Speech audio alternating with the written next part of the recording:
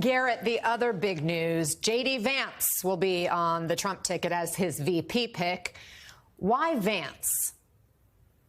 Well, look, J.D. Vance has proven himself to be a very effective spokesperson for the MAGA movement. That does seem to be the role that Donald Trump wants him to play, particularly with voters in the Rust Belt states like J.D. Vance's Ohio. I'm thinking about Pennsylvania. Here we are in Wisconsin, Michigan, where he could be kind of a younger, perhaps slightly more eloquent spokesman for the Trump policies that Trump hopes will win over particularly young men like J.D. Vance, who's only 39 years old, to the Trump ticket.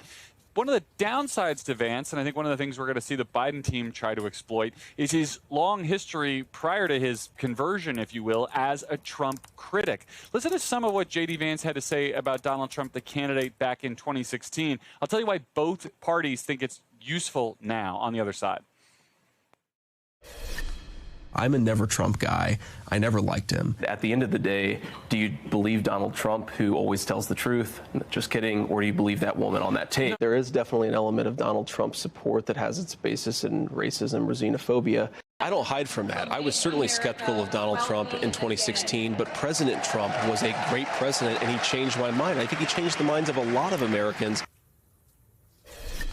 The Biden campaign and Democrats could use sound like that to try to show Vance as either hypocritical or opportunistic in his Trump support. But the Trump campaign and Trump's allies believe that J.D. Vance gives a permission structure for other people who felt the same way about Donald Trump in 2016 or might even feel the same way about him now to come on board. They love a conversion story. That's they right. love somebody coming out and saying, I believed the media narrative about Donald Trump, and now I've seen the light. This works for them. The Biden team is... They hope. They hope. The Biden team's going to try to use those words that he said in the past. They've done that with others. I mean, there's been a whole conversion within the Republican Party toward Donald Trump since 2016, and it hasn't dented Donald Trump's standing within Republicans and Republican voters. They're obviously going to go for more independence now.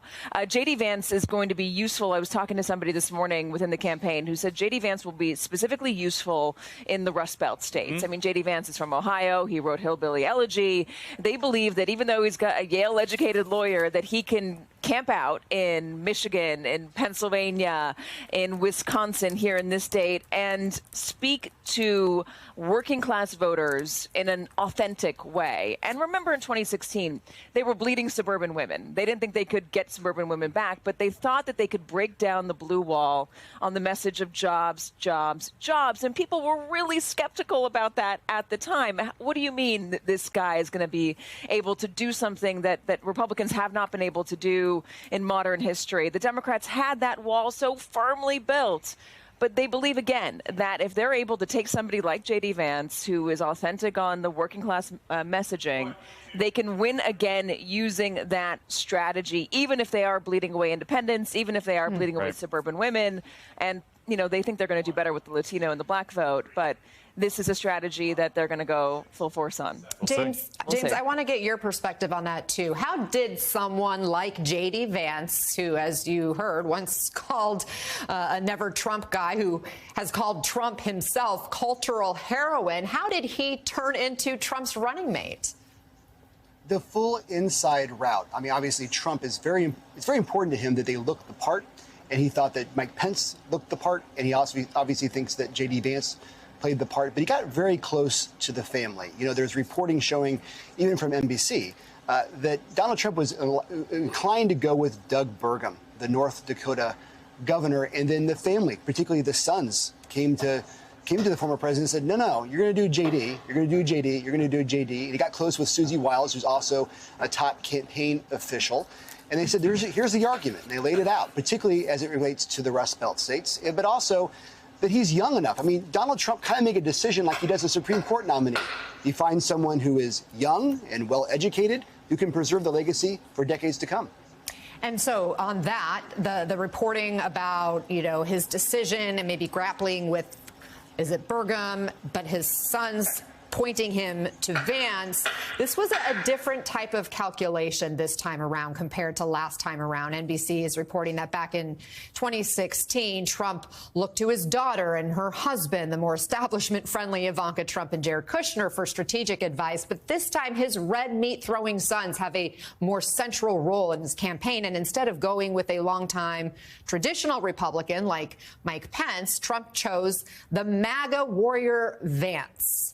Lonnie, is this Trump fully leaning into his MAGA base here? And do you think picking Vance actually brings any new voters into the tent?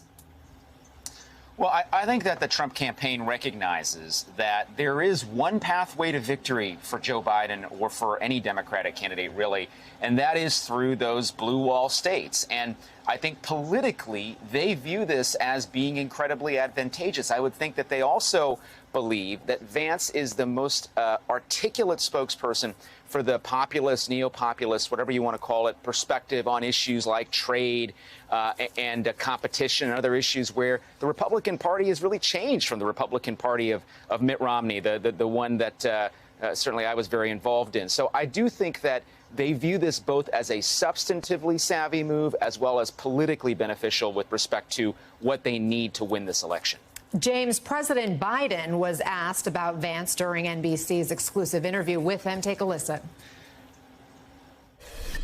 J.D. Vance has adopted the same policies, no exceptions on abortion, making sure that he supports the new $5 trillion tax cut that Trump wants to give in the next administration, signing on to the whole notion of whether or not we're going to, he says there's no climate change happening.